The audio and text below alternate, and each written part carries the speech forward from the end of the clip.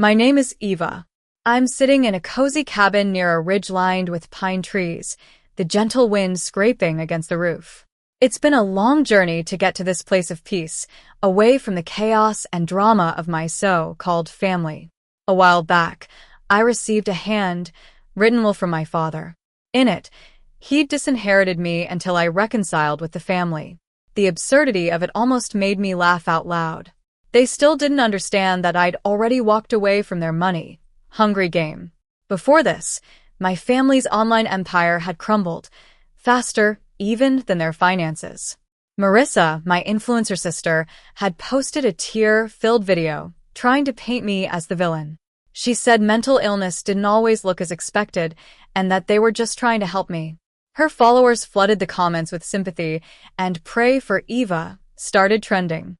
But then, the truth came out. Someone stitched her family day without the drama post beside the crying video, asking, "So, where was that concern when she was in the hospital?" Screenshots of her brand deals and sponsored posts during the week I was hospitalized emerged, along with her tweets mocking toxic siblings. Peyton's Etsy page was bombarded with comments, and my father's brokerage clients pulled out. Even my mother's Facebook was filled with strangers demanding answers. It all started when I collapsed at work. I was at an advertising firm, Bright Ads, where the deadlines were as tight as a drum and the projects never seemed to end. I was always the last one to leave the office, making things happen. My coworkers were in awe of my discipline, but they didn't know that I was just trying to survive. My dad, Henry, lost his job during the tech bubble burst 5 years ago. He kept saying it was temporary, but it felt like a permanent situation. My mom, Lily, always made excuses for him, saying he needed more time. In reality, they needed my paycheck to keep their comfortable lifestyle. My sister Marissa, a 28-year-old social media influencer, was constantly launching new projects. She'd start a makeup brand one month and a fitness podcast the next, but each one failed miserably. She often hit me up for quick cash transfers, promising to pay me back. Peyton, the youngest at 21, was in art school. She played the peacekeeper, never arguing, but she'd borrow money from me and conveniently forget about it.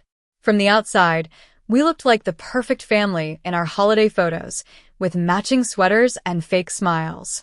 Marissa even boasted online about how our family, the Andersons, was proof that love was everything, right after I'd covered my mom's credit card bill and paid the overdue rent on their apartment. I used to believe that exhaustion was just part of being a dependable family member. I was raised to think that loyalty could fix everything, so I kept paying for things I shouldn't have and smiling when I wanted to cry. I was scared to say no, afraid that if I did, they'd show me the true value of their so-called love. The night before I collapsed, I was at the office until 11 p.m., staring blankly at a campaign blueprint. My chest had been tightening for weeks, and my vision was getting blurry. I thought it was just stress. As I was packing up my laptop, my phone buzzed with a text from Marissa. "Can you cover my new camera equipment?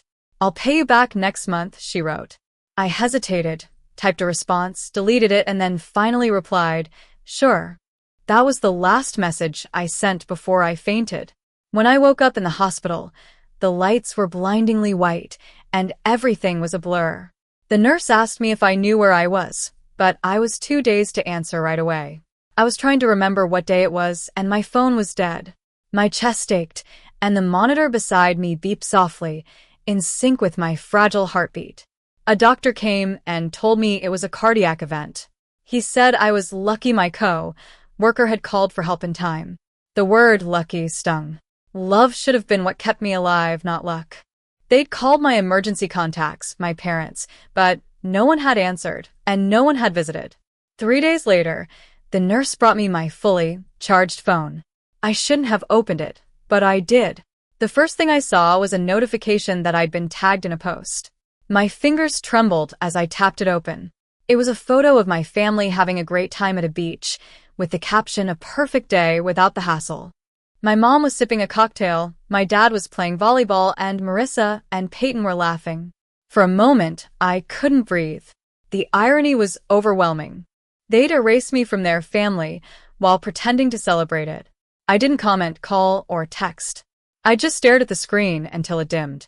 In that moment, I felt a strange sense of calm, a clarity that I'd never felt before. On the fourth day, I started walking around the hospital, slowly and unsteadily, dragging the four-pole behind me. The doctor said it would take weeks to recover, but he didn't know that it wasn't just my heart that needed healing. Then one morning, my phone started buzzing non-stop. I had 74 missed calls and a text from my dad that said, "We need you." Answers immediately. "No, how are you?" No apology, just urgency. The absurdity made me want to laugh. They'd ignored me when I was at my lowest, and now they were demanding my help. But this time, I didn't call back. Instead, I called my grandpa Leo. He'd been a financial advisor for 30 years, and he was the only one in the family who saw through the charade. He answered the phone on the second ring and said softly, "You don't have to explain." Grandpa Leo showed up at the hospital 45 minutes later, wearing his old tweed jacket. He sat down beside my bed and said, "They finally wore you down, huh?" I managed a weak smile and said, "Guess so." He didn't ask for details. He knew exactly what had been going on. He spent the whole day at the hospital, making sure my insurance covered everything. When the billing clerk mentioned some unpaid balances, he pulled out his tablet and started typing. "I'm taking stock," he said. "Before you cut ties, you need to know where all the money has been going." We went through all my accounts, automatic transfers, and bills. I felt sick as I realized how much money had been flowing out of my account every month. Marissa's brand-related expenses, Peyton's art supplies, my mom's spa memberships, and even the utilities for their apartment were all in my name. How did I let this happen? I whispered. "You thought it was love, and they thought it was your obligation," he said simply. That night, Grandpa Leo showed me how to cancel all the automatic transfers and stop supporting them. He made a detailed spreadsheet, like a map out of a financial nightmare. The next morning, I called my bank from the hospital. The clerk recognized my voice because I'd always been so reliable. By noon, all the transfers were gone. Marissa's account for supply purchases was canceled, Peyton's rent deposit was stopped, and my mom's insurance was removed. Each click on the phone felt like a breath of fresh air. By evening, my phone started buzzing with texts. My mom said, "We just heard what happened. Why didn't you tell us?" Peyton texted, "Can we talk? It's all a misunderstanding." I ignored them all. Grandpa Leo sat beside me, reading the newspaper, and then he asked, "Do you feel guilty?" I admitted, a little. He said, "That'll pass. Guilt is what good people pay for their freedom." I left the hospital with Grandpa Leo. My apartment felt small and suffocating, like the walls were listening to my thoughts. I silenced my phone and stared out the window. Then another message came from my dad. "This is serious. Call me now. Everything is falling apart." They thought my silence was surrender, but they were wrong. It was me taking back control. 2 days later, I was at Grandpa Leo's house. He'd spread out all my financial documents on the dining table, like a general preparing for battle. As we went through the papers, it became clear that I'd been financing their false sense of stability. Without my money, their whole world was falling apart. And it did. The calls and texts doubled. My mom's messages were sweet on the surface, but sharp underneath. Marissa sent me screenshots of her empty account and crying emojis saying, "If you don't fix this, I'll lose everything." I replied with a single word, "Good." Peyton tried to convince me that she wasn't like the others, but I'd heard it all before. Grandpa Leo said, "They're not calling because they care. They're cornered." One morning, my dad parked his car outside my apartment building and just stared up at my window. He didn't text or come up.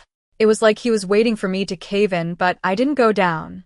Then came the video from Marissa. It was a slow, emotional tour of their now empty apartment. She blamed me for everything, and the comments were filled with people judging me. But Grandpa Leo took action.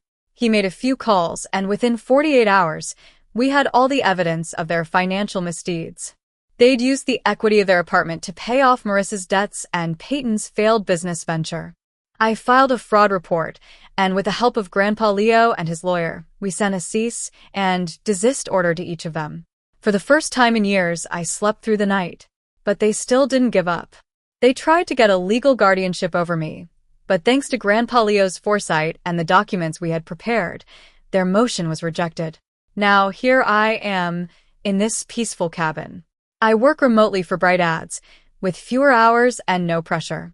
I start my day with black coffee and end it with the sound of the wind. Sometimes I still get messages from people asking about what happened, but I don't answer. My truth doesn't need to be explained to anyone. I used to think that silence was a sign of defeat, but now I know it's a choice, a boundary. I'm finally free from the chains of a family that never truly loved me. I'm just Eva, alive and unburdened, and I'm never going back.